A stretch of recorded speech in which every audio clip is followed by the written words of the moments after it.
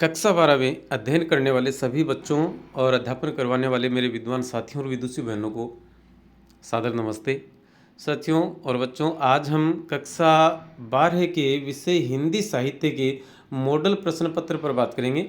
इस मॉडल प्रश्न पत्र को आप और थोड़ा आगे देखेंगे तो आप पाएंगे कि प्रत्येक प्रश्न के उत्तर जो हैं वो हाथ से लिख कर दिए गए हैं। तो इस प्रश्न पत्र की सबसे इस मॉडल प्रश्न पत्र की सबसे बड़ी खासियत क्या है कि हाथ से लिखे हुए उत्तर आपको अत्यंत ही सरल और प्रभावी भाषा में मिलेंगे। यदि आप वीडियो को अधूरा छोड़ देते हैं तो ये आप पर डिपेंड है कि आप क्या करना चाहते हैं। अब देखते हैं, देखिएगा, ये कक्षा 12 है, विषय हिंदी साहित्य है। समय आपको 3 घंटे 15 मिनट का मिलेगा और इसका पूर्णांक 80 रहने वाला है। यहाँ देखेंगे इसके शिक्षण के जो उद्देश्य हैं वो 4 हैं। इन चारों उद्देश्यों के हिसाब से 4 भागों में से विभाजित किया गया है और इसका पूर्णांक कुल मिलाकर 80 बैठता है। देखिए, पहला है ज्ञान, मतलब रटे रटाए प्रश्न, जो कि आपने हूबहू कोई पंक्ति पढ़ी, उस पंक्ति से कोई सवाल किया गया तो उस सवाल का जवाब आपको देना है। जैसे कि फला लेखक का जन्म कब हुआ, फला लेखक की आत्मकथा का नाम क्या है, या ये पाठ किस कवि के या किस लेखक के किस संग्रह से लिया गया है। तो इसका रटा रटाया जवाब है, एक फिक्स जवाब है, तो वो ज्ञान पर आधारित होता है। दूसरा है अवबोध। अवबोध का अर्थ होता है समझ। तो आपने उस पाठ को पढ़ा, उस कविता को पढ़ा, उस कहानी को पढ़ा, उस कहानी से क्या शिक्षा मिलती है, लेखक या कवि क्या कहना चाहते हैं, इस बात का कि आपके दिलो दिमाग में कितनी समझ विकसित हुई, उस समझ पर आधारित होते हैं। तीसरा प्रश्न होता है ज्ञानोपयोग या अभिव्यक्ति। पढ़ी हुई चीज़ के बाद आप अपने आप को किस तरह से वहाँ जनता के सामने, लोगों के सामने या परीक्षक के सामने प्रस्तुत कर पाते हैं, उस विषय से संबंधित जो उद्देश्य होता है उसको कहते हैं ज्ञानोपयोग या अभिव्यक्ति। इसका अंक भार 27 रखा गया है। अवबोध या समझ वाले का अंक भार 30 रखा गया था, ज्ञान वाले का अंक भार 17 रखा गया है। चौथा है कौशल या मौलिकता। कौशल या मौलिकता में बच्चे ने पढ़ा, सीखा और इतने दिनों तक उसने जो पढ़ा उससे क्या सीखा, उस सीखे हुए को आप अपने शब्दों में किस प्रकार से उतार सकते हैं, उस पर आधारित होते हैं। तो ये 6 नंबर के प्रश्न है और कुल 6 नंबर का प्रश्न होगा और कुल मिलाकर इनका अंक भार जो है वह 80 बैठता है। 20 नंबर के आपके 17 अंक जाने वाले हैं। ये तो था एक मसला। अब है प्रश्नों के प्रकारवार अंक भार कि किस प्रकार के प्रश्न कितने अंक के होने वाले हैं। तो सबसे पहला है वस्तुनिष्ठ अर्थात एबेसैदा वाले। ये 12 प्रश्न होंगे, प्रत्येक प्रश्न 1 अंक का होगा और कुल मिलाकर 12 अंक हो गए। दूसरा है रिक्त स्थान या जिनको हम खाली स्थान कहते हैं। ये 6 प्रश्न होंगे, 1-1 अंक के हैं सभी प्रश्न और 6 नंबर का ही इनका पूर्णांक हो जाता है। आगे चलते हैं अति लघुतरात्मक। ये 12 प्रश्न होंगे, 1 लाइनर क्वेश्चन है ये और 1-1 नंबर के कुल मिला के 12 अंक के प्रश्न हो गए।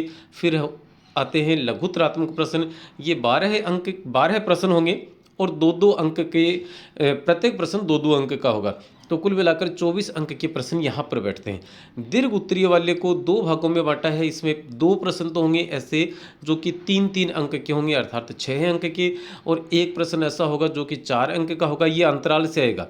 और ये जो 2 ऊपर वाले आप दीर्घ उत्तरीय वाले में जो पहले टॉपिक पर 2 अंक वाले देख रहे हो, ये अंतरा के भाग 1 से आएगा, 1 भाग 2 से आएगा।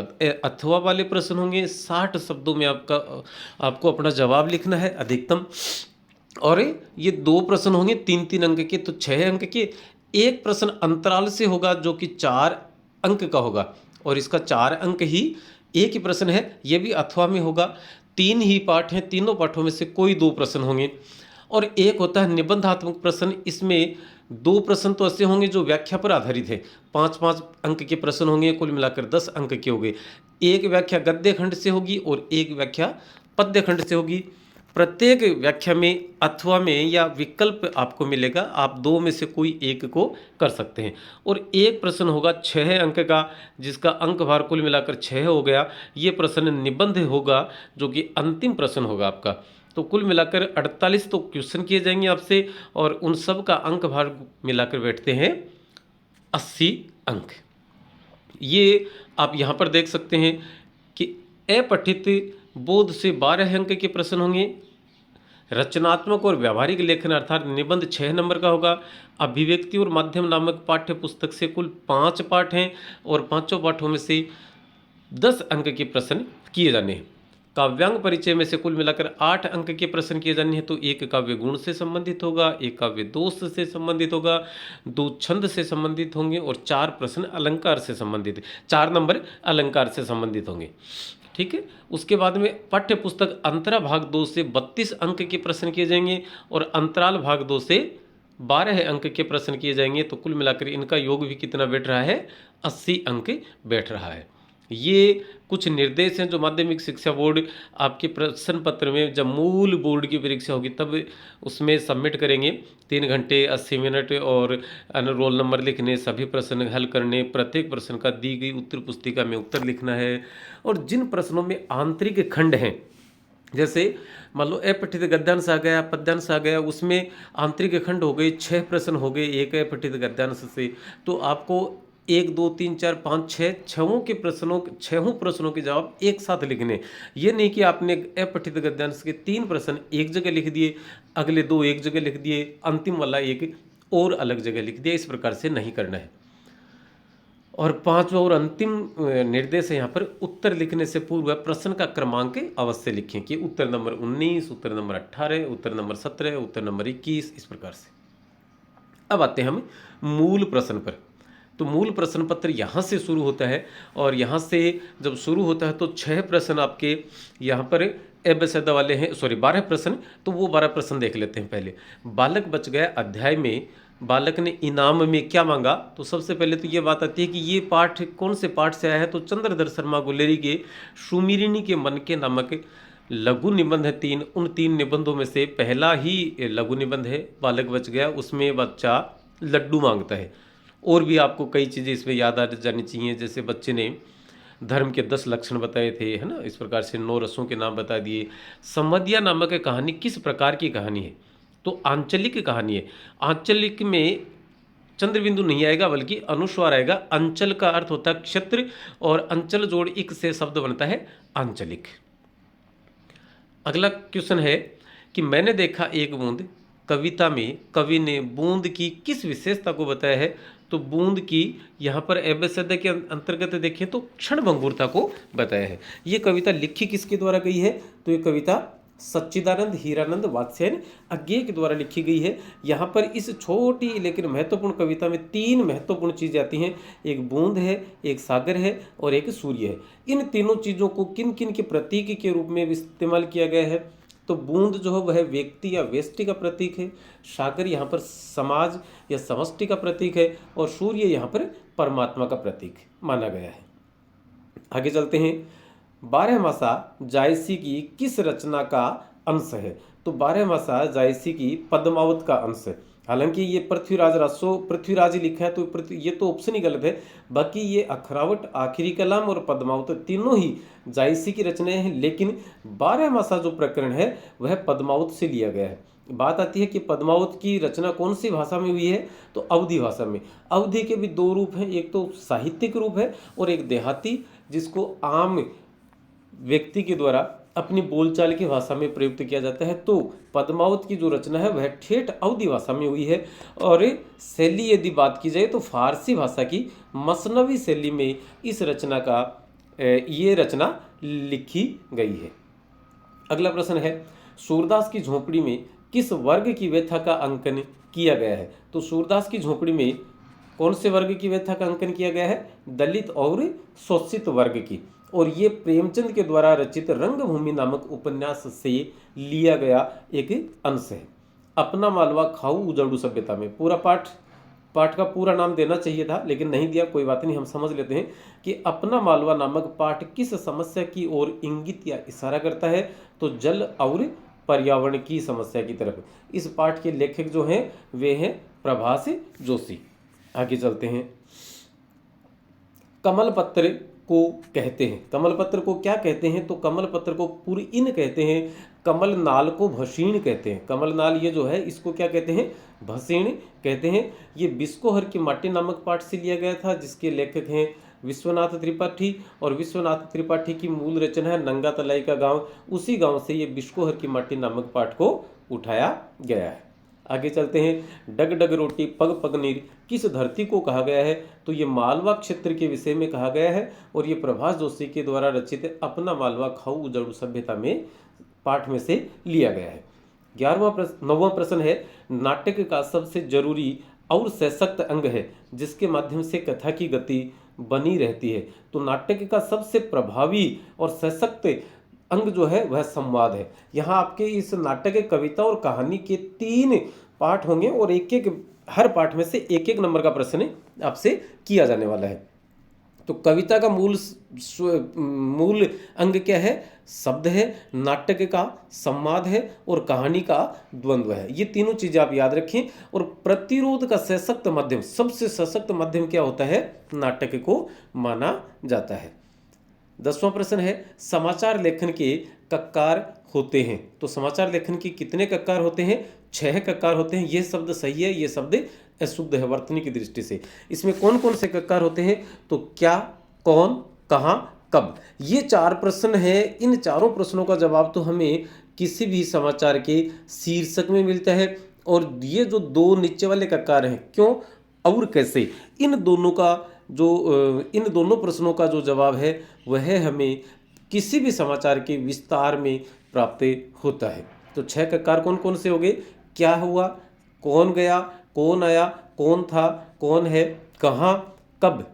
ये तो शीर्षक में, और क्यों और कैसे विस्तार में। 11वां प्रश्न है, किसी अखबार की अपनी आवाज़ किसे माना जाता है? तो किसी भी अखबार की खुद की आवाज़ उसके संपादकीय नामक पृष्ठ को माना जाता है, जिसमें उस अखबार के जो प्रधान संपादक हैं या सह संपादक हैं वे अपना वक्तव्य लिखते हैं या अपना एक स्टेटमेंट वहाँ पर लिखते हैं, एक लेख लिखते हैं, उसको संपादकीय पृष्ठ कहा जाता है। अगला प्रश्न है, संवाददाताओं के बीच काम के विभाजन को मीडिया की भाषा में क्या कहते हैं? तो इसका सही जवाब तो होगा बीट। क्या कहते हैं उसे? बीट कहते हैं। और पूरा जो उत्तर है वो यहाँ लिखा है कि संवाददाताओं की रुचि और उनके ज्ञान के आधार पर कार्य का विभाजन ही बीट कहलाता है। मतलब किसी व्यक्ति की रुचि तो हो सकता है खेल में हो, लेकिन उसे ज्ञान नहीं है, नॉलेज नहीं है। यदि उसकी रुचि तो राजनीति में हो लेकिन उसको ज्ञान नहीं है तो उसे नहीं दी जा सकती। बल्कि होता क्या है कि किसी भी पत्रकार की रुचि भी एक सब्जेक्ट में हो, एक विषय में हो, और उस विषय का उसे अच्छा नॉलेज भी हो, तब उसे वह काम करने का जिम्मा दिया जाता है और इसी को बीट कहा जाता है। आगे चलते हैं। रिक्त स्थान वाले प्रश्न उत्तर हैं। यहाँ देखें, पहला प्रश्न क्या लिखा है कि काव्य की शोभा बढ़ाने वाले तत्व खालिस्तान में लिखेंगे हम अलंकार कहलाते हैं। अलंकार को आभूषण भी कहते हैं और शोभा का अर्थ है सुंदरता या उसका सौंदर्य। मतलब किसी भी चीज़ की सुंदरता बढ़ाने वाली चीज़ें क्या होती हैं? आभूषण। लेकिन काव्य में आभूषण न होकर काव्य में क्या होते हैं? अलंकार होते हैं। आगे चलते हैं।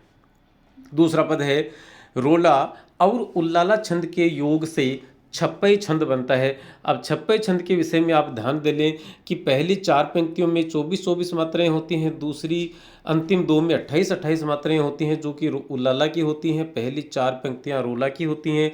और रोऊं, छप छप रोऊं से रोला, रोऊं का मतलब रो से रोला और ऊ से उल्लाला, ये दोनों छंद बनते हैं। ये एक छोटा सा ट्रिक है। और छप्पे किस प्रकार का छंद है? यह एक विषम मात्रिक छंद है। ठीक है, अगला प्रश्न देखते हैं।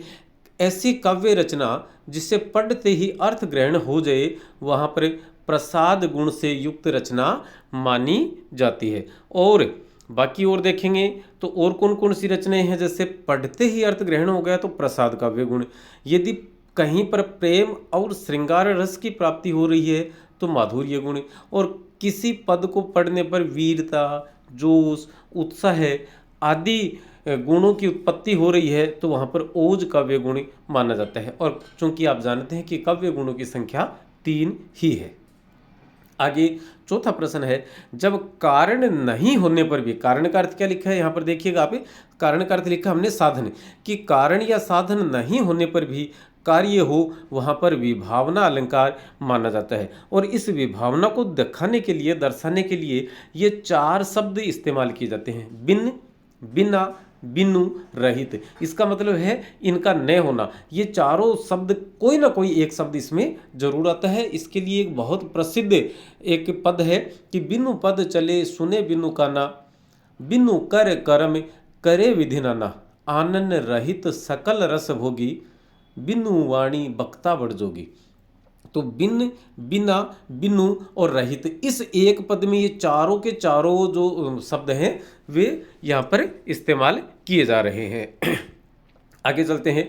सागर के उर पर नाच नाच लहरें करती हैं मधुर गान, पंक्ति में मानवीकरण अलंकार है। अब मानवीकरण अलंकार क्या होता है?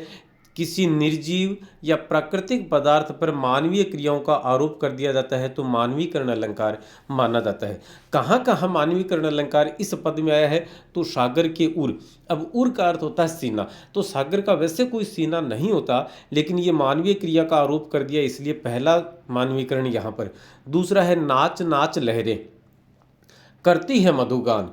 तो यहाँ पर नाच नाच लहरें, लहरें नाचना, लहरें नाचती नहीं है, नाचने का काम जो है वह मनुष्य का है, और इस कारण से यहाँ पर भी कौन सा अलंकार हो जाएगा? मानवीकरण। और तीसरा लहरें करती हैं मधुर गान। अब मधुर गीत गाने का काम कौन करता है? मधुर गीत गाने का काम असल में मनुष्य के द्वारा किया जाता है, इसलिए यहाँ पर भी मानवीकरण अलंकार माना जाएगा। छठा प्रश्न है, तीन वर्णों का एक गण होता है। तीन वर्णों का खालिस्तान में लिखेंगे हमें गण होता है। और यहाँ पर देखें गण की परिभाषा लिखी हमने कि तीन वर्णों के समूह को गण कहते हैं। बहुत सरल सी, बहुत छोटी सी परिभाषा है कि तीन वर्णों का कोई समूह है, उस समूह को ही गण कहते हैं। जैसे ये समूह शब्द जो है ना, इसमें भी तीन वर्ण है, अर्थ है ये भी एक गण है। गणों की संख्या कितनी मानी गई है? 8 मानी गई है। गणों का नाम और उनकी मात्रा तय करने के लिए जो सूत्र है, उस सूत्र का वह सूत्र क्या है? ये माता राजभाने सलगा। तो ये माता राजभान सलगा, इसमें जैसे यगणे, मगणे, तगणे, रगणे, जगणे, भगणे, नगणे और शगण, कुल मिलाकर ये 8 गण हैं। और प्रत्येक गण में किस किस प्रकार से मात्राओं का निर्धारण होगा? जैसे ये मात्रा से ये हो गया यगण, तो यगण में लघु, गुरु, गुरु मात्राएं लगेंगी। चलते हैं आगे। अपठित गद्यांश को पढ़कर नीचे दिए गए सब प्रश्नों के उत्तर लिखिए। तो हम पहले तो इस गद्यांश का अध्ययन करेंगे। आपको परीक्षा में कम से कम इसे 2 बार अध्ययन करना है इसका, है ना। यहाँ पर हमें एक बार पढ़ेंगे, फिर प्रश्नों के उत्तर देते हैं। कि भारतीय भाषाओं और साहित्य में अग्र स्थान ग्रहण करने का हिंदी ने आग्रह नहीं किया है। यह इन सब की किसकी? भारतीय भाषाओं और साहित्य की, इन सब की संयोजक शक्ति के रूप में बनी रहना चाहती है। हिंदी का यह विनय हिंदी के दीन भाव के कारण नहीं है। अब वह समय आ गया है जब हम हिंदी की संतानों को क्षमा प्रार्थना के स्वर में नहीं, सत्य स्थापना के स्वर में दृढ़तापूर्वक कहना चाहिए कि राजभाषा होने के लिए हिंदी अब अपने को अपमानजनक शर्तों पर बेचने को तैयार नहीं है। राजभाषा का पद हिंदी के लिए बहुत छोटा पद है। हिंदी का साहित्यकार हमेशा से तेज का उपासक रहा है, वह तेज चाहे छोटे से छोटी आदमी में है। अब यहाँ पर क्या होगा? एक बात तो ये कि जैसे हमने इसको अंडरलाइन किया था, रेखांकित किया है या कर रखा है, आपको माध्यमिक शिक्षा बोर्ड की द्वारा आयोजित की जाने वाली परीक्षा में इस प्रकार से किसी भी तरह से अंडरलाइन या रेखांकित नहीं करना है। अब पहला प्रश्न देखते हैं। हिंदी भाषा का साहित्यकार किसका उपासक रहा है? अंतिम पंक्ति में है तेज का उपासक रहा है, तो यहाँ पर तेज का उपासक रहा है। दूसरा प्रश्न है, हिंदी भाषा में कौन सा भाव बतलाया गया है? तो हिंदी का यह विनय, यह विनय भाव, ये विनय भाव दीन भाव, दीनता के कारण नहीं है, तो इसलिए कौन सा भाव है? विनय भाव यहाँ आया है। तीसरा प्रश्न है, हिंदी भाषियों को किस स्वर में बोलने हेतु कवि प्रेरित कर रहा है? तो यहाँ देखेंगे आप, तो प्रार्थना के स्वर में नहीं बल्कि सत्य स्थापना के स्वर में, तो यहाँ पर उत्तर हो जाएगा सत्य स्थापना के स्वर में। कौन सा पद हिंदी के लिए छोटा बताया गया है? तो यहाँ पर देखेंगे राजभाषा का पद हिंदी के लिए बहुत छोटा है, तो राजभाषा का पद। अगला प्रश्न दिया है 5वां, हिंदी भाषा किस रूप में बनी रहना चाहती है? पहली ही पंक्ति देखें यहाँ पे, हिंदी भारतीय भाषाओं और साहित्य में अग्र स्थान ग्रहण करने का हिंदी ने आग्रह नहीं किया। यह इन सब की संयोजक शक्ति के रूप में बनी रहना चाहती है। इन सब की, इनमें कौन कौन सी आएगी? भारतीय भाषा और साहित्य। तो हम उत्तर में क्या लिखेंगे? भारतीय भाषाओं और साहित्य की संयोजक शक्ति के रूप में बनी रहना चाहती है। यहाँ आपके सामने ये देख ले, आप उत्तर लिखा है भारतीय भाषाओं और साहित्य की संयोजक शक्ति के रूप में बनी रहना चाहती है। छठा प्रश्न है, प्रस्तुत गद्यांश का उचित शीर्षक दीजिए। तो आप राजभाषा हिंदी या राष्ट्रभाषा हिंदी? तो ज़्यादा समुचित है राष्ट्रभाषा हिंदी। अब देखते हैं चौथा प्रश्न। चौथे प्रश्न में पद्यांश है, अपठित पद्यांश है कि वर्षों तक वन में घूम घूम बाधा विघ्नों को चूम चूम सह धूप घाम पानी पत्थर पांडव आए कुछ और निखर सौभाग्य न सब दिन सोता है। देखें आगे क्या होता है। मैत्री की राह बताने को सबको सुमार्ग पर लाने को दुर्योधन को समझाने को भगवान हस्तिनापुर आए पांडव का संदेशा लाए। क्या संदेशा था? दो न्याय अगर तो आधा दो, इसमें भी यदि वादा हो तो दे दो केवल 5 ग्राम, रखो अपनी धरती तमाम, हम वहीं खुशी से खाएंगे, परिजन पर असीने उठाएंगे। इस प्रकार से ये कुरुक्षेत्र के तीसरे सर्ग से लिया गया एक अपठित पद्यांश है। इसके उत्तर देखते हैं, प्रश्न और उत्तर देखते हैं। तो कृष्ण हस्तिनापुर क्या संदेश लेकर गए थे? तो कृष्ण न्याय और शांति का संदेश लेकर गए थे। किसको समझाने के लिए भगवान हस्तिनापुर आए थे? दुर्योधन को। तीसरा प्रश्न, सौभाग्य न सब दिन सोता है। पंक्ति का अर्थ क्या है? कि समय सदा एक जैसा नहीं रहता है। पांडवों ने वन में कौन कौन से कष्ट सहे थे? तो तेज धूप, गर्मी, सर्दी, बरसात और घने जंगलों में मारे मारे फिरना। तो ये इस पद्यांश के शुरू में आया कि वर्षों तक वन में घूम घूम बाधा विघ्नों को चूम चूम सह धूप घाम पानी पत्थर पांडव आए कुछ और निखर। तो ये प्रश्न का उत्तर यहां से हो जाएगा। अगला प्रश्न है, कृष्ण के हस्तिनापुर जाने का क्या उद्देश्य था? तो कृष्ण के हस्तिनापुर जाने का उद्देश्य ये था कि किसी भी तरह से युद्ध को रोक सकूं तो रोक लूं, लेकिन युद्ध नहीं रुकता है और महाभारत का एक विश्वव्यापी जो विश्व प्रसिद्ध युद्ध है वो होता है। और प्रस्तुत पद्यांश के लिए उचित शीर्षक दीजिए। तो पांडव का संदेशा या पांडवों का संदेश, आप इस प्रश्न के उत्तर में लिख सकते हैं। अब यहां पर देखेंगे आप कि लेखक ने सेवाग्राम में किन किन देशभक्तों को देखा। छठा प्रश्न है, सिंगरौली के लिए लेखक ने बैकुंठ या स्वर्ग और कालापानी की उपमा क्यों दी है? विद्यापति की नायिका प्रेम के अनुभव का वर्णन करने में असमर्थता क्यों व्यक्त करती है? हालांकि इनके प्रश्न शॉर्ट रूप में यहाँ लिखे हुए हैं, लेकिन ये संक्षिप्त रूप में लिखे हुए हैं। आपको विस्तार से और इनके जो शब्द दिए गए हैं, शब्द सीमा दी गई है, उन्हीं शब्द सीमा के हिसाब से आपको कहाँ पर मिलेंगे?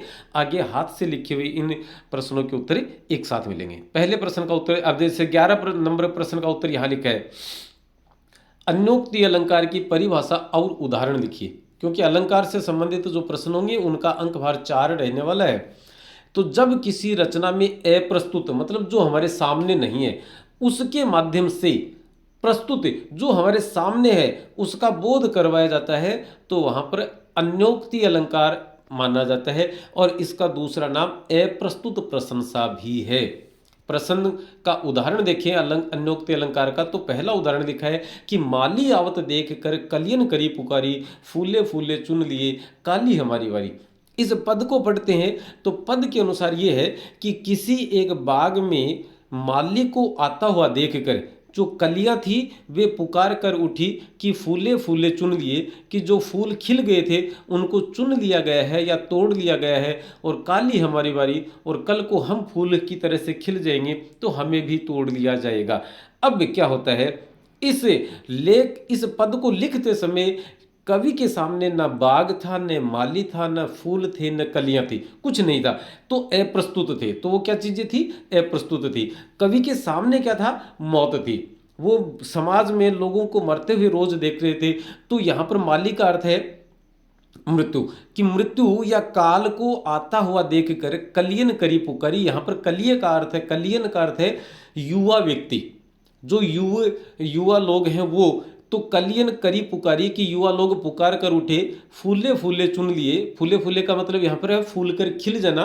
तो खिलने का मतलब यहाँ मनुष्य के रूप में देखा जाए तो है कि जिन लोगों ने अपनी ठीक ठाक उम्र प्राप्त कर ली, उनको उनको तो उठा लिया है या उनकी मृत्यु हो चुकी है, और कल को हम भी एक अच्छी खासी उम्र जी लेंगे तो हमारी भी मृत्यु निश्चित है।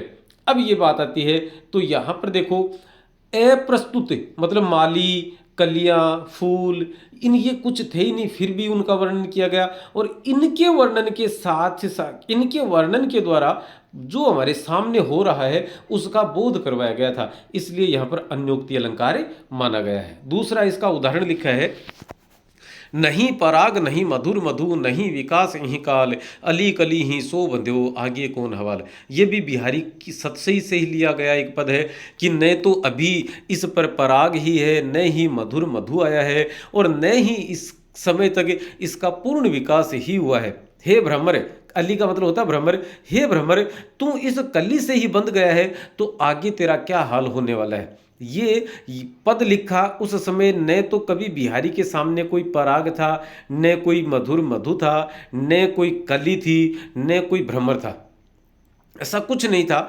लेकिन कवि को अपने राजा जयसिंह को और ये स्मरण करवाना था कि आप अपनी नव विवाहिता रानी के मोह पास में इतने ज़्यादा फंसे हुए हो तो ये ठीक नहीं है, ये आपके देश के या आपके राज्य के शासन के लिए ठीक नहीं है। इसलिए आज जब ये नव यौवना है, इसका पूरा सा विकास भी नहीं हुआ है, ये पूरी उम्र भी प्राप्त नहीं कर पाई है, तब भी आप इससे इतने ज़्यादा बंध गए हो, तो जब ये पूर्ण विकसित हो जाएगी, जब ये अपना रूप श्रृंगार या रूप सौंदर्य पूर्ण रूप से प्राप्त कर लेगी, तब आपका क्या हस्र होने वाला है, क्या हाल होने वाला है।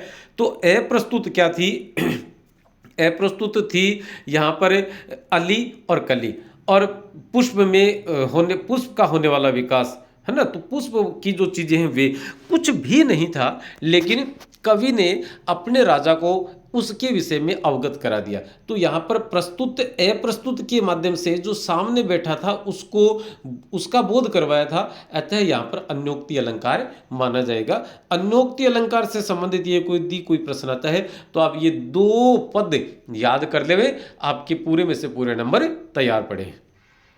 अगला प्रश्न, इन डेप्थ रिपोर्ट क्या है, ये वो फलाना डिमका, सब के उत्तर आपको इन 17, 18 और 19 नंबर के जो बड़े प्रश्न हैं इन सब के उत्तर हाथ से लिखे हुए हैं। ये 20 और 21 का जो प्रश्न है जिसमें व्याख्या करवाई गई है, प्रश्नों के उत्तर हाथ से लिखे हुए हैं, और ये 22 नंबर का निबंध है, ये भी आपको करना है। तो यहाँ पर देखते हैं, प्रश्न 5 का था, लेखक ने सेवाग्राम में किन किन देशभक्तों को देखा था। तो महात्मा गांधी तो हालांकि उनमें थे ही थे, इनके अलावा और कौन कौन थे। तो लेखक भीष्म साहनी ने सेवाग्राम में पृथ्वी सिंह आज़ाद, खान अब्दुल गफ्फार खान, राजेंद्र प्रसाद और मीराबेन को देखा था। आगे चलते हैं, सिंगरौली के लिए लेखक ने बैकुंठ व काला पानी की उपमा क्यों दी है। बैकुंठ का अर्थ होता है स्वर्ग, तो लेखक निर्मल, अब ये कौन से पाठ से आया है, तो जहां कोई वापसी नहीं, इसके लेखक कौन है, निर्मल वर्मा। तो देखिए लिखेंगे उत्तर, लेखक निर्मल वर्मा ने सिंगरौली क्षेत्र को उसके अतुलनीय प्राकृतिक सौंदर्य के लिए बैकुंठ तथा घने जंगल के कारण यातायात के साधनों के अभाव और अकेलेपन के कारण काला पानी की उपमा दी है। काला पानी मतलब वहाँ जाया जाना बड़ा मुश्किल था, काला पानी की सज़ा दी जाती थी जो अंडमान निकोबार में सेल्यूलर जेल थी वहाँ पर। अब उस सेल्यूलर जेल में यदि कोई कैदी फंस गया या ये कोई किसी कैदी को सज़ा हो गई तो उसका वहाँ से वापस आना बड़ा मुश्किल था। वजह थी अलग अलग। सेल्यूलर जेल का लोकेशन इस हिसाब से था कि उसके बीच सेंटर में बैठकर, उसके केंद्र में बैठकर पूरी जेल की निगरानी की जा सकती थी, नंबर एक बात। अब उस जेल से भागना मुश्किल, यदि जेल से किसी भी तरह से कोई कैदी भाग गया तो समुद्र के रास्ते समुद्र तक पहुंचना मुश्किल, क्योंकि वहाँ बरसात बहुत ज़्यादा होती है, घने जंगल हैं, और जंगल में आप समझते हैं कि जंगली जानवरों की संख्या खूब होती है। तो ये काम भी बड़ा मुश्किल हो गया कि जेल से किसी प्रकार से बचकर वो जंगल तक पहुंच गया तो जंगली जानवर उसे खा जाएंगे। अब सपोज कीजिए, कल्पना कीजिए कि उस जंगल से भी वह निकलकर समुद्र के किनारे तक आ गया, तो समुद्र के किनारे से और भारत की जो मुख्य भूमि है उस मुख्य भूमि तक आना भी बड़ा मुश्किल था। भारत की मुख्य भूमि यहाँ है, अंडमान निकोबार यहाँ है, यहाँ से ये जो दूरी थी इसको तय करना बड़ा मुश्किल, और यहाँ से यहाँ तक तैर के एक आदमी का पहुँचना बड़ा मुश्किल है। और दूसरी बात ये भी है कि इस समुद्र में यहाँ पर बड़े बड़े मगरमच्छ रहते हैं जो इस आदमी को भारत की मुख्य भूमि तक पहुँचने ही नहीं देंगे। इसलिए यहाँ पर जो कैदी रहते थे वो बड़े अकेले हो जाते थे, और इसी कारण से इसे काला पानी की सज़ा बोला जाता था। अब सिंगरौली जो है वो भी उस जंगल के बीच में होने के कारण से अकेला रह गया, यातायात के साधन नहीं थे, वहाँ जाने के साधन नहीं थे, इसलिए उसे काला पानी कहते हैं। लेकिन उसकी प्राकृतिक सुंदरता जो है वो बहुत ज़्यादा थी, अतुलनीय थी, जिसकी तुलना ही नहीं की जा सके।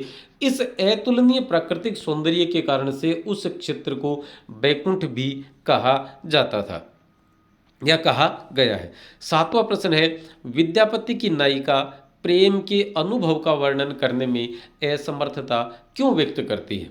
आपके सामने कोई चीज़ है और उस चीज़ के लिए आपको कह दिया कि आप इसका वर्णन करो, तो हम नहीं कर पाते, क्योंकि उसके पीछे एक वजह होती है। गिरा अनयन नयन बिनुवाणी। गिरा का अर्थ होता है जीव, कि जीव की आंख नहीं है और आंखों के जीव नहीं है, क्योंकि गिरा अनयन, गिरा मानी जीव, अनयन बिन आंखों की है। देखने का काम आंखें करती हैं और बताने का काम जीभ करती है। तो जीभ की आंख नहीं है और आंख की जीभ नहीं है, तो जैसा हम देखते हैं वैसा हूबहू एकदम वैसा का वैसा वर्णन पहली बात तो ये कि कर ही नहीं पाते। अब ये बात आती है प्रेम की, तो प्रेम के विषय में नायिका ने अनुभव शेयर करने से मना कर दिया कि क्यों नहीं कर पाती हूँ, उसका कारण क्या बताते हैं वो देखिए। नायिका का कहना है कि प्रेम का अनुभव ऐसा है कि वह प्रतिपल नवीन रूप प्राप्त करता रहता है। ये सबसे बड़ी बात क्या थी कि वह प्रतिपल नवीन रूप प्राप्त करता रहता है। इस कारण उसका वर्णन नहीं किया जा सकता। क्यों नहीं किया जा सकता? कि वह हर एक पल नया नया रूप अख्तियार करता है। तो प्रेम का वर्णन मैं करने बैठूं और देखूं उसके तरफ, इतने देर में उसने फिर से नया रूप अख्तियार कर लिया है, धारण कर लिया है, अतः उसका वर्णन नहीं किया जा सकता। आठवां प्रश्न है, दिशा कविता में बच्चे ने हिमालय को पतंग की दिशा में क्यों बताया था? तो बच्चा अपने बाल सुलभ व्यवहार के कारण हिमालय को उड़ते हुए पतंग की दिशा में बताता है।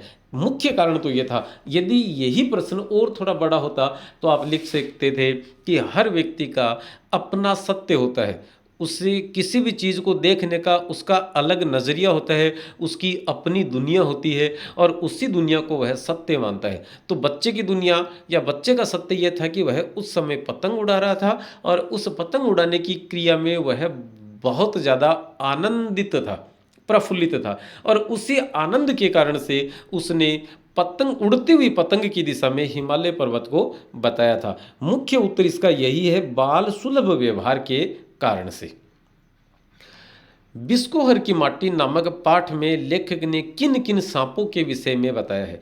तो लेखक विश्वनाथ त्रिपाठी ने डोडहा, मजगिद्वा व धामिन जैसे विषहीन सांप, ये तो विषहीन थे ये तीनों, डोडहा, मजगिद्वा और धामिन, तथा गेहुवन जिसे फेंटारा भी कहते हैं, जैसे अत्यंत विषैले सांप का वर्णन किया है। इसके अलावा घोर कड़ाइच जैसे सांप का भी वर्णन किया है, जिसके डसने से आदमी घोड़े की तरह हिन हिना कर मरता है। तो किस सांप के डसने से आदमी घोड़े की तरह हिन हिना कर मरता है? घोर कड़ाइच की डसने से। अगला प्रश्न है, झोंपड़ी जल जाने के बाद भी सूरदास को क्या आशा थी? तो झोंपड़ी जल जाने के बाद भी सूरदास को आशा थी कि रुपए गल भी गए होंगे तो भी चांदी तो मिल ही जाएगी, चांदी मिल जाएगी, इस बात की सूरदास को पूरी पूरी आशा थी। चांदी तो कहीं नहीं गई है, रुपए गल जाएंगे तो कोई बात नहीं। अगला प्रश्न है कि अन्योक्ति अलंकार की परिभाषा और उदाहरण लिखिए। इस प्रश्न पर हम पहले चर्चा कर चुके हैं, फिर एक बार देख लेते हैं कि साहित्य की जिस रचना में अप्रस्तुत अर्थात उपमान के वर्णन के माध्यम से प्रस्तुत अर्थात उपमेय का बोध करवाया जाता है, वहाँ अन्योक्ति अलंकार माना जाता है। उत्तर लिखा है, उदाहरण लिखा है, माली आवत देख कर कलियन करी पुकारी, फूले फूले चुन लिए काली हमारी बारी। इसको छोड़ते हैं, आगे देखते हैं।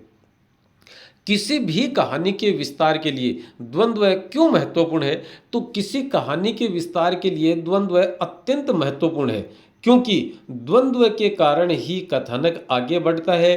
द्वंद्व जितना गहरा और स्पष्ट होगा, कहानी उतनी ही सफल मानी जाएगी। आप देखें, आपने 11वीं क्लास में पढ़ी थी प्रेमचंद की 2 कहानियाँ, नमक का दरोगा और ईदगाह। ईदगाह की कहानी के नायक हामिद के विषय में सोचिए। यदि वो गरीब नहीं होता, यदि उसके माता पिता जिंदा होते, यदि उसके पास 10 पैसे होते, यदि उसकी दादी के पास चिमटा होता, तो क्या कहानी ऐसी बन पाती? नहीं। तो कहानी ऐसी बने, इसके लिए हामिद को गरीब दिखाया गया, उसके पास पैसे कम दिखाए गए, उसके दोस्तों ने उसे मिठाई नहीं दी, और उसके मम्मी पापा वो फौत हो चुके थे, उनकी डेथ हो चुकी थी, वो मर चुके थे। दादी गरीब थी, दादी के घर में चिमटा नहीं था। हामिद अपनी दादी को रोटियां बनाते और उसके हाथ जलने की क्रिया रोज देख रहा था। तो ये द्वंद्व था, और इसी कारण से हामिद की जो कहानी है ईदगाह है, वह प्रसिद्ध हो गई। नमक का दरोगा की बात करेंगे। वंशीधर यदि 10, पहली बात तो अलोपीदी ने नमक का अवैध व्यापार कर रहा था, वो द्वंद्व था। वंशीधर ने उसे पकड़ा और उसने रिश्वत देने की पेशकश की, रिश्वत की लाखों रुपए की राशि, और वंशीधर ने ठुकरा दी। यदि तो ये द्वंद्व था। यदि वहां पर वंशीधर उस रिश्वत की राशि को स्वीकार कर लेता, तो नमक का दरोगा कहानी का वो मजा ही नहीं होता, वो कहानी बनती ही नहीं, वहीं पर खत्म हो जाती। इसके बाद यदि वहां से बंशीधर ने रिश्वत नहीं ली और वो कोर्ट पहुंचे, कोर्ट में जज, वकील, मुख्य मुख्तारों ने रिश्वत नहीं लेकर, आदि ने क्या किया था, रिश्वत ली और लेकर फैसला अलोपीदीन के पक्ष में दिया, और न केवल फैसला दिया बल्कि वंशीधर की नौकरी तक खा गई।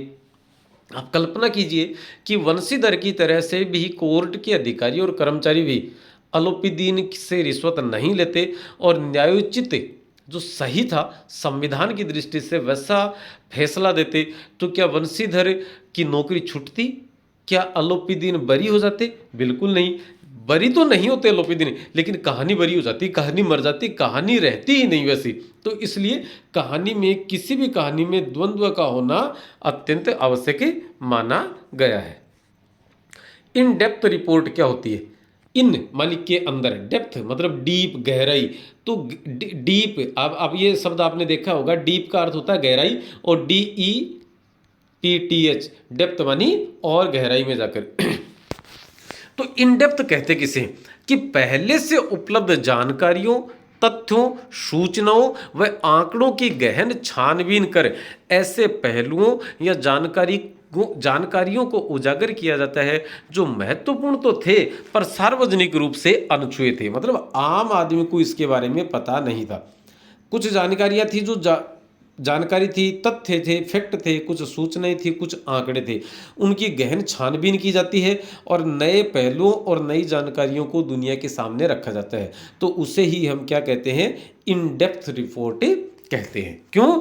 क्योंकि जनता के सामने वो नहीं थी, महत्वपूर्ण तो थी, लेकिन लोगों ने उसको उस नजरिए से देखा, पढ़ा, लिखा, सुना नहीं था। इसलिए यह इन डेप्थ रिपोर्ट कहलाती है, क्योंकि हम गहराई में जाकर इसकी जांच पड़ताल करके लेकर आए हैं। अगला प्रश्न है, आर्थिक पत्रकारिता सामान्य पत्रकारिता की तुलना में जटिल क्यों होती है? तो आर्थिक पत्रकारिता सामान्य पत्रकारिता की तुलना में जटिल होती है क्योंकि इसमें प्रयुक्त होने वाली शब्दावली और उसके संदर्भ और उसके रेफरेंस, जैसे आप बैंक से संबंधित बात करेंगे तो वहाँ पर आता है केसीसी आ गया, वो गारंटर आ गया, वो डिफॉल्टर आ गया, वो रिवर्स रेपो रेट आ गया, वो रेपो रेट आ गया, वो इंटरेस्ट रेट आ गया, वो इंस्टॉलमेंट आ गया। इंस्टॉलमेंट किस्त को कहते हैं। अब हर महीने जो किस्त जमा करवाते हैं ना, उसको इंस्टॉलमेंट कहते हैं। लेकिन उनकी शब्दावली जो वो बड़ी जटिल होती है। इंस्टॉलमेंट, केसीसी, किसान क्रेडिट कार्ड, क्रेडिट हो गए, डेबिट हो गए, है ना। तो ये क्रेडिट, डेबिट, एनपीए मतलब उद्योगपतियों की जो राशि माफ कर दी जाती है वो। तो इन चीज़ों के विषय में आम आदमी को पता ही नहीं होता कि इसका अर्थ क्या है। रेपो रेट क्या कहलाती है, आम आदमी को पता ही नहीं। इसलिए वो क्या करेगा, जिस चीज़ के बारे में हमें जानकारी नहीं है हम उसे छोड़ते चले जाते हैं। और इसी कारण से आर्थिक पत्रकारिता मुश्किल हो गई, क्योंकि हम चाहते तो ये हैं कि इस आर्थिक पत्रकारिता के बारे में लोग जाने, लेकिन इसके बारे में पढ़ें। और इसको कब पढ़ेंगे? जब इसकी शब्दावली की जानकारी होगी। शब्दावली की जानकारी है नहीं तो ये सामान्य पत्रकारिता की तुलना में मुश्किल हो जाती है। अब देखते हैं उत्तर पूरा कि आर्थिक पत्रकारिता सामान्य पत्रकारिता की तुलना में जटिल होती है, क्योंकि इसमें प्रयुक्त होने वाली शब्दावली और उसके संदर्भ के विषय में सामान्य जनता की जानकारी बहुत कम होती है। इसे आम आदमी के लायक बनाना आर्थिक मामलों के पत्रकार के लिए सबसे बड़ी चुनौती माना गया है। अब ये इसमें से दो प्रश्न हो गए। इस उत्तर के ये उत्तर दो प्रश्नों के रूप में काम आ सकता है कि आर्थिक मामलों के पत्रकार के लिए सबसे बड़ी चुनौती क्या है कि इसमें प्रयुक्त होने वाली शब्दावली और उसके संदर्भ के विषय में सामान्य जनता की जानकारी बहुत कम होती है, इसलिए ये मुश्किल है। किससे? सामान्य पत्रकारिता से। कौन सी? आर्थिक पत्रकारिता। अब चुनौती क्या थी? अब इससे का मतलब ये जो जानकारी और ये संदर्भ था, इनको आम आदमी के लायक बनाना आर्थिक मामलों के पत्रकार के लिए ज़्यादा बड़ी चुनौती मानी जाती है। 15वां प्रश्न है, आचार्य रामचंद्र शुक्ल का साहित्यिक परिचय लिखिए। तो इसके साहित्यिक परिचय यहाँ पर अलग अलग कवि और लेखक दोनों के एक एक के नाम दिए होंगे, दो दो नंबर के प्रश्न होंगे और आपको उनका साहित्यिक परिचय लिखना है। तो यहाँ भाव पक्ष में लिखेंगे हम सीधा, इनके जन्म स्थान, माता पिता, ये नहीं लिखना होता कुछ भी, ना इनकी रचनाओं के नाम लिखने। यदि एक आदि लिख दो तो कोई फर्क नहीं पड़ता हालांकि, लेकिन वो ये ध्यान जरूर रखें कि बड़ा उत्तर न हो जाए। तो भाव पक्ष में हम लिखेंगे कि आचार्य शुक्ल उच्च कोटि के आलोचक, निबंधकार, साहित्य चिंतक व इतिहास लेखक थे। आप हिंदी साहित्य में आलोचना के नए स्वरूप के जनक माने जाते हैं। हिंदी साहित्य का इतिहास आपकी कीर्ति का अक्षय स्रोत है।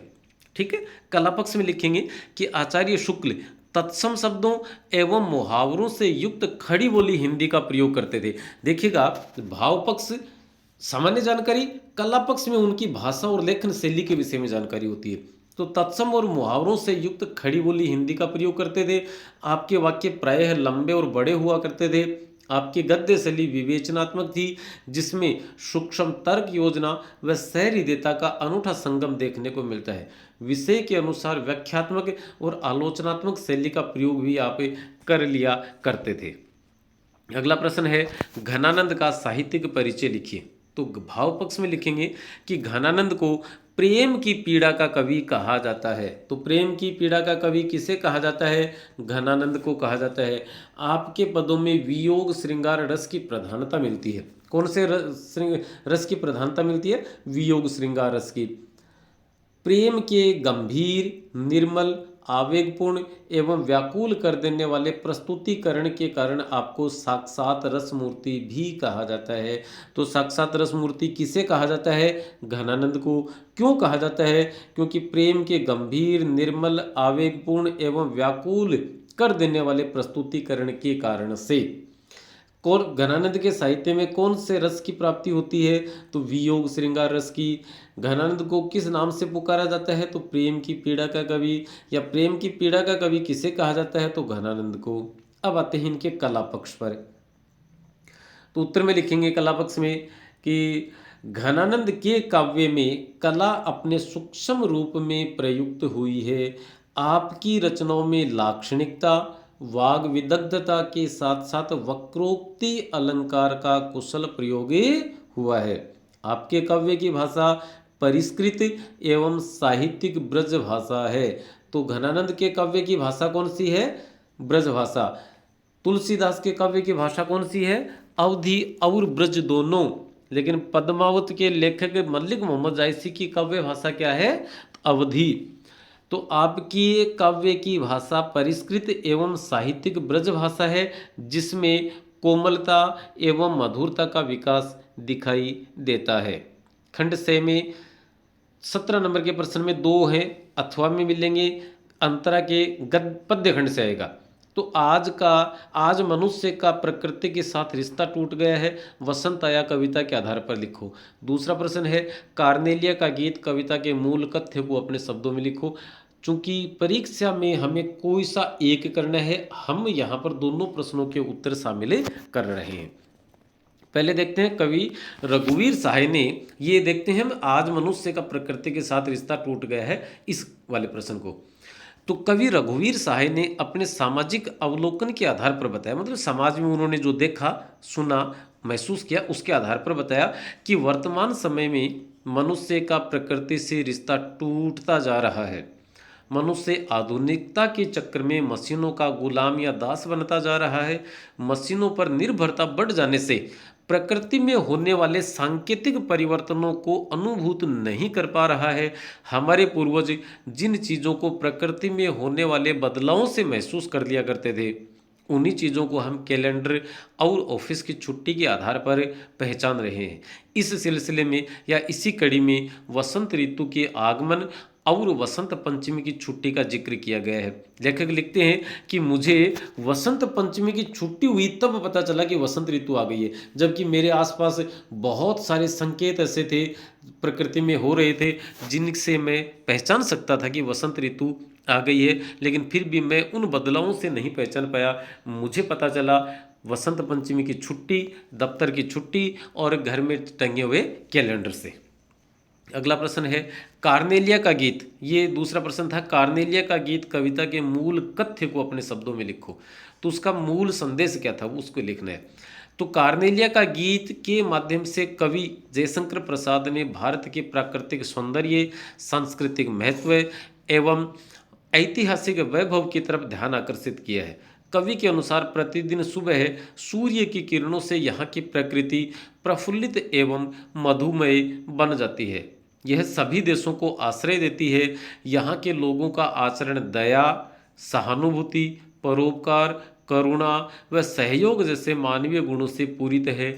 लोग संकट के समय सहयोग करने, सांत्वना देने व प्रेरणा देने वाले हैं। इस प्रकार कवि जयशंकर प्रसाद भारत की प्राकृतिक सुषमा व लोगों की विशेषताओं की तरफ संकेत कर रहे हैं। अगला प्रश्न है घड़ी के पुर्जे कहानी की मूल संवेदना समझाइए। और दूसरा था भीड़ लड़के ने दिल्ली में भी देखी थी, लेकिन इस भीड़ का अंदाज निराला था। दूसरा देवदास कहानी के आधार पर दिल्ली की और यम गंगा तट की भीड़ का अंतर बताइए। पहले देखते हैं पहले वाले प्रश्न का, घड़ी के पुर्जे वाले का। तो घड़ी के पुर्जे लघु निबंध में लेखक चंद्रधर शर्मा गुलेरी ने धर्म गुरुओं और धर्म उपदेशकों द्वारा धर्म पर एकाधिकार बनाए रखने के प्रयास पर करारा प्रहार किया है। अक्सर ही धर्म उपदेशक और धर्म गुरु कहते रहते हैं कि धर्म का रहस्य जानने की चेष्टा मत करो। क्या मत करो? धर्म का रहस्य जानने की चेष्टा न करो, सिर्फ हमारी बातें सुनो और उनका पालन करो। कि आपको धर्म के बारे में ज़्यादा जानने की ज़रूरत नहीं है, जो हम कहते हैं आप तो उसे सुनो और उसका पालन करो। ये धर्म गुरु लोगों को कहते हैं कि जिस प्रकार घड़ी को देखने का काम घड़ी साज का है, उसी प्रकार धर्म के मर्म या रहस्य को देखने का काम हमारा है। लेकिन लेखक का मानना है कि नहीं, जिसने घड़ी साज का कोर्स किया वो तो घड़ी देख सकता है ना, तो हम जो पढ़े लिखे लोग हैं उनको तो आप धर्म के रहस्य क्यों बता ही सकते हैं। लेकिन लेखक के अनुसार धर्म का मूल रहस्य जानने का अधिकार सभी लोगों को है। दूसरा प्रश्न था भीड़ लड़के ने दिल्ली में भी देखी थी, लेकिन इस भीड़ का अंदाज निराला था। दिल्ली और गंगा तट की भीड़ का अंतर बताइए। तो इसका उत्तर देखेंगे कि भीड़ लड़के ने दिल्ली में भी देखी थी, पर हरिद्वार की भीड़ निराली थी। दिल्ली की भीड़ जो कि दफ्तर जा रही थी, खरीद फरोख्त करती है, तमाशा देखती है या सड़क क्रॉस कर रही है, में एक गलाकाट प्रतियोगिता देखने को मिलती है। इस भीड़ का प्रत्येक व्यक्ति बाकी दूसरों को पीछे छोड़कर या कुचलकर आगे निकल जाने की मनसा रखता है, और इसके पीछे भी वजह है। यदि वो उनको पीछे नहीं छोड़ेगा तो लोग उसे पीछे छोड़ देंगे, तो इसलिए उसको आगे निकल जाने की मनसा रखता है। जबकि हरिद्वार या गंगा तट की भीड़ में इस तरह की कोई प्रतियोगिता नहीं थी, कोई बिखराव नहीं था, बल्कि एक सूत्रता थी। हरिद्वार की भीड़ में न जातीय भेद था, न भाषाई भेद, और न ही उद्देश्य भेद था, मतलब उद्देश्य भी अलग अलग नहीं था। जबकि दिल्ली की भीड़ की में जातीय भेद अलग है, उनका भाषाई भेद है, उनमें उद्देश्य का भेद है। जो हरिद्वार की भीड़ है उसमें उद्देश्य का भेद नहीं है, जाति का भेद नहीं है और भाषा का भेद नहीं है। इस भीड़ का एक ही उद्देश्य है, और वह क्या है? जीवन के प्रति कल्याण की कामना। जबकि दिल्ली की भीड़ में स्वार्थ सर्वोपरि था। हरिद्वार की भीड़ में किसी प्रकार की जल्दबाजी नजर नहीं आती, जबकि दिल्ली की भीड़ के पास फुर्सत नजर नहीं आती थी। दिल्ली की भीड़ का चेहरा तनाव से ग्रस्त रहता है, जबकि हरिद्वार की भीड़ का चेहरा संयम और विनीत भाव से पूर्ण रहता है। 19 के प्रश्न में भी 2 प्रश्न है और यहाँ पर हमने पहले से ही अलग अलग लिख दिया। 19 के प्रश्न में कितने प्रश्न मिलेंगे आपको? 2। करना कितना है? कोई एक। तो यहाँ पर पहला प्रश्न लिखा है और उसका उत्तर लिखा है, उसके बाद दूसरे प्रश्न को देखते हैं। इसका अंक भार भी 3 है, लेकिन इसके जो शब्द सीमा है वह 80 शब्द रखी गई है। तो नदियों का सदा नीरा रहना जीवन के स्रोत का सदैव जीवित रहना है। नदियों का सदा नीरा, नीर मानी होता है जल, तो सदा जल से भरी रहने का मतलब है जीवन का स्रोत जो है वह भी जीवित है। ये नदियों के विषय में कहा गया है। इस कथन के समर्थन में अपने विचार लिखिए। एक पहले इस प्रश्न को समझने का प्रयास कीजिए। लेखक कह रहे हैं कि यदि नदियों में वर्ष भर पानी रहेगा, इसका मतलब है जीवन का स्रोत जो है वह भी जीवित है। इस बात को क्या आप सही मानते हैं? उसके पक्ष में अपने जवाब लिखना है। तो यहां आपने जवाब लिखा है कि जीवन का अर्थ सिर्फ जीवित रहना पर नहीं है। मतलब आप अब सांस लेते हैं, सांस छोड़ते हैं, ये जिंदा रहना नहीं है, ये जीवित रहना नहीं है। जीवित जीवन एक वृहद अवधारणा है जिसमें व्यक्ति के साथ साथ गांव और समाज की खुशहाली भी शामिल होती है। अब हम अकेले खुश रहें तो ये हमारा जीवन नहीं है। जीवन तब पूरा होगा जब पूरा गांव, पूरा समाज खुशहाल होगा। खुशहाल जीवन किसी एक चीज या मानक पर निर्भर नहीं रह सकता, उसके लिए रोजगार की जरूरत पड़ती है। रोजगार मिल जाने से व्यक्ति आर्थिक रूप से समृद्ध और सक्षम बनेगा। यदि हमारे पास रोजगार है तो 2 पैसे आएंगे और 2 पैसे आएंगे तो हमारा जीवन समृद्ध और सक्षम हो जाएगा। अब ये जो आर्थिक सामर्थ्य आई, इससे अपने किसी संकटग्रस्त की मदद करने का हौसला भी देता है। कौन है ये आर्थिक सामर्थ्य? आपसी सहयोग और पारस्परिक व्यवहार से समाज मजबूत बनता है। हम किसी से उधार लेते हैं, किसी को उधार देते हैं, संकट के समय कोई हमारा साथ देता है, किसी का हम साथ देते हैं। तो ये जो सहयोग और पारस्परिक व्यवहार हमने किया, इससे रिश्ते मजबूत होते हैं, समाज मजबूत होता है।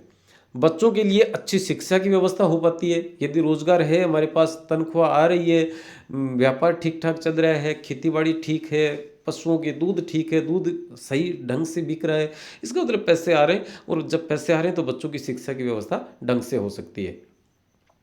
उत्तम स्वास्थ्य सेवाओं का लाभ लिया जा सकता है। घर में दुधारू पशु हो सकेंगे। इन सब, और पशु यदि दुधारू हैं, मजबूत है, स्वस्थ हैं, तो उनका दूध, दही, घी, छाछ हम कहेंगे तो हम भी बीमार नहीं होंगे, हमारा स्वास्थ्य उत्तम रहेगा।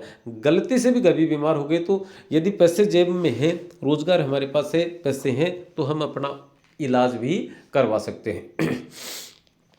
इन सब चीज़ों की मूल में है रोजगार। मालवा जैसा क्षेत्र जो नदियों से गुलजार है, वहाँ प्रवाहित होने वाली नदियों में यदि वर्ष भर पानी की आवक रहेगी तो वहाँ के किसानों को रोजगार मिलेगा। क्या कह रहे हैं? हम क्या मानते हैं कि यदि मालवा में जो नदियां हैं, उन नदियों में वर्ष भर पानी रहेगा तो वहाँ के किसानों को रोजगार मिलेगा, मतलब खेतीबाड़ी वो करते रहेंगे। चारों तरफ हरियाली भी होगी, वन संपदा में वृद्धि होगी, लोग और पशु भी स्वस्थ होंगे, विस्थापन की समस्या नहीं आएगी। अब घर छोड़ के इधर उधर नहीं जाना पड़ेगा रोजगार के लिए। हमारी खेती बहुत अच्छी बात है, खेती कर रहे हैं। यदि विस्थापन की समस्या नहीं आएगी तो बच्चे भी एक जगह रहकर अपनी शिक्षा पूरी कर सकेंगे, शिक्षा का स्तर बढ़ेगा तो जीवन स्तर भी सुधरेगा। यदि हम शिक्षित हो गए ढंग से तो साफ सफाई है, हमारे हक अधिकार हैं, उनके लिए हम ठीक ढंग से लड़ाई लड़ सकेंगे। अतः हमारा मानना है कि मालवा हो या अन्य कोई नदीय क्षेत्र हो, नदियों का सदा नीरा रहना मतलब सदा पानी से भरा रहना वहाँ के लोगों के जीवन के स्रोत को सदैव जिंदा या जीवित रखना है। अगला प्रश्न है, ये दो 19 के प्रश्न के आपको बता रहे थे ना, दोनों प्रश्न एक जगह आ गए। ये दूसरा प्रश्न ये है, सूरदास की झोंपड़ी पाठ के आधार पर सूरदास के व्यक्तित्व पर अपने विचार लिखिए। तो सूरदास वाले पे क्या लिखा है कि सूरदास की झोंपड़ी पाठ के नायक सूरदास के व्यक्तित्व में निम्न विशेषताएं दृष्टिगोचर होती हैं।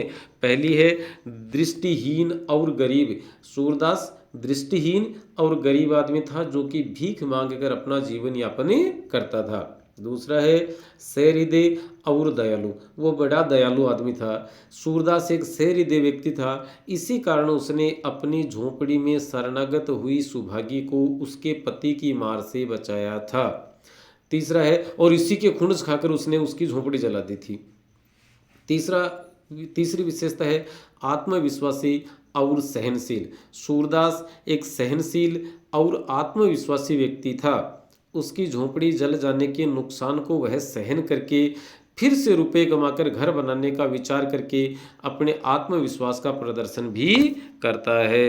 आशावादी सूरदास विपरीत परिस्थितियों में भी निराश न होकर आशावादी बना रहता है।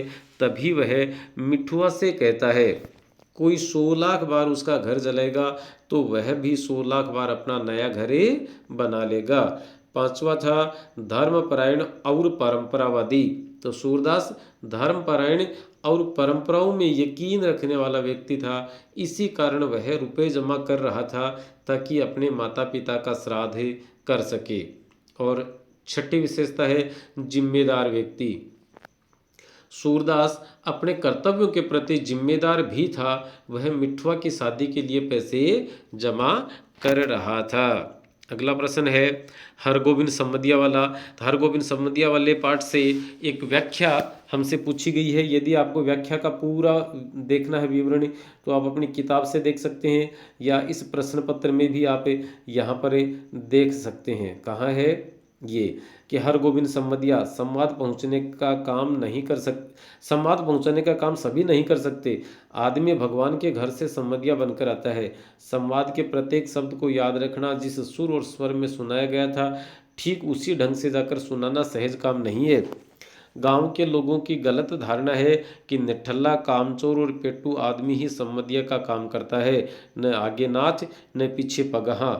ये इसकी व्याख्या हम करेंगे। और पद्यांश वाले में ये जो मलिक मोहम्मद जायसी के 12 मासा से लिया गया फाल्गुन मास का जो चित्रण है उस पर हम बात करेंगे। यहाँ वापस नहीं आएंगे, सीधे इसी से वहाँ देखेंगे। आप अपने बोर्ड की साइट से मॉडल पेपर डाउनलोड कर लेंगे या उसका प्रिंट निकाल लेंगे और उसके बाद इनको साथ में रखकर इस वीडियो को देख सकते हैं। हाँ, वीडियो आप देख रहे हैं और बहुत अच्छा लग रहा है तो आप इसे सब्सक्राइब भी कर लेंगे और कर रखा है तो धन्यवाद पहुँचे हमारी तरफ से।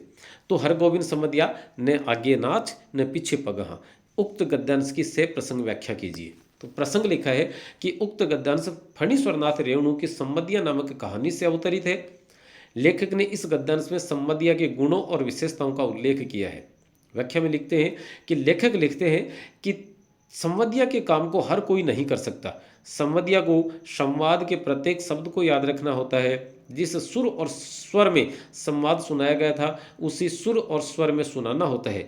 जिसके लिए संवाद भेजा गया था उसके अलावा किसी दूसरे को संवाद नहीं सुनाया जा सकता। सम्मदिया को संवाद भेजने वाले की भावनाओं का विचार करते हुए संवाद सुनाते समय उन्हें शामिल किया जाता है। मतलब यदि रोकर बताया है, संवाद कहा है तो उसे भी रोकर ही सुनाना है। ऐसा लगता है कि सम्मदिया का काम हर कोई नहीं कर सकता। ईश्वर ने कुछ ही लोगों को ऐसी विशेषताओं के साथ पैदा किया है, जबकि गांव वालों का मानना था कि कोई कामचोर और निठल्ला आदमी ही सम्मदिया का काम करता है, जो खाने का बहुत शौकीन होता है, और परिवार के प्रति गैर जिम्मेदार आदमी ही सम्मदिया का काम करता है। जिसके आगे पीछे कोई नहीं होता वही सम्मदिया का काम करता है। विशेष में लिखेंगे लेखक के अनुसार सम्मदिया का काम बड़ा महत्वपूर्ण है। दूसरी विशेषता है लेखक ने वर्णनात्मक लेखन शैली का प्रयोग किया है। और तीसरी है पेट्टू, निठल्ला जैसे देशज शब्दों के प्रयोग से भाषा सजीव बन गई है। यह अंतिम है निम्नलिखित पद्यांश की से प्रसंग व्याख्या कीजिए। फागुन मास झकोरे पवन फागुन पवन झकोरे बहा, लागो कंत छार ज्यों तोरे। इसके प्रसंग में लिखेंगे यह पद्यांश कवि मलिक मोहम्मद जायसी द्वारा रचित पद्मावत नामक ग्रंथ के 12 मासा प्रकरण से लिया गया है। जायसी द्वारा रानी नागमती के फाल्गुन माह की विरह वेदना का वर्णन इस पद में किया गया है। क्या है व्याख्या कि नागमती की विरह वेदना का वर्णन करते हुए कवि लिखते हैं कि फाल्गुन मास में हवा के तेज झोंके चलने लगे हैं, इसे कैसे सहन किया जाए। शीत 4 गुना बढ़ गया है, मेरा तन सूखे पत्ते की भांति पीला हो गया है। विरह के कारण वह पीले पत्ते जैसा शरीर भी नहीं टिकेगा, क्योंकि विरह रूपी पवन उसे झकझोर रहा है। वृक्ष झड़कर पत्रहीन हो रहे हैं और ढाक के वृक्ष भी झड़ रहे हैं। जीवन रूपी तरुवर पर पतझड़ के प्रहार हो रहे हैं। फल फूलों से लदी रहने वाली शाखाएं पत्रहीन हो गई हैं। अब प्रकृति में पुनः इसमें पुनः नव कलियां प्रस्फुटित हो रही हैं, सारी वनस्पति प्रफुल्लित होने लगी है। इतना सब होने के बावजूद भी मुझ विरहिणी मतलब नायिका के लिए सारा संसार दुगुनी उदासी से भर गया है, क्योंकि हर वस्तु पुनः नव यौवन रस प्राप्त कर रही है, पर मैं नहीं। सभी लोग जोड़े में नाच नाच कर फाग गा रहे हैं, किंतु मेरे प्राणों में तो जैसे किसी ने आग लगा दी है। यदि होली की आग जैसे, यदि मेरे प्रियतम को मेरे इस प्रकार जलकर मरने से ही सुख मिलता है, तो मुझे स्वयं जलकर मरने में भी कोई पछतावा नहीं है। पर यह सब जैसे प्रियतम को सुखमय लगता है। रात दिन मेरा मन यही विचार करता रहता है कि इस तन को जलाकर राख बना डालूं। विशेष है नागमती, रानी नागमती के सात्विक प्रेम का वर्णन इस पद में किया गया है। वियोग श्रृंगार रस की सुंदर उद्भावना की गई है। उपमा और रूपक अलंकारों का यथास्थान सुष्ठु प्रयोग हुआ है। ठेठ अवधि भाषा का प्रयोग किया गया है। और आगे कुछ एक निवेदन है कि ये YouTube चैनल का नाम था हिंदी वाले मार्ट साहब, और इस पर आपको ये 4 काम करने हैं, और हम थे अभिनव सर्वा, व्याख्याता हिंदी साहित्य। तो आपको करना है like, share, subscribe and comment के माध्यम से हमारी हिम्मत बढ़ानी है। चलिए आज के इस वीडियो में इतना ही। नमस्ते, जय हिंद, जय भारत।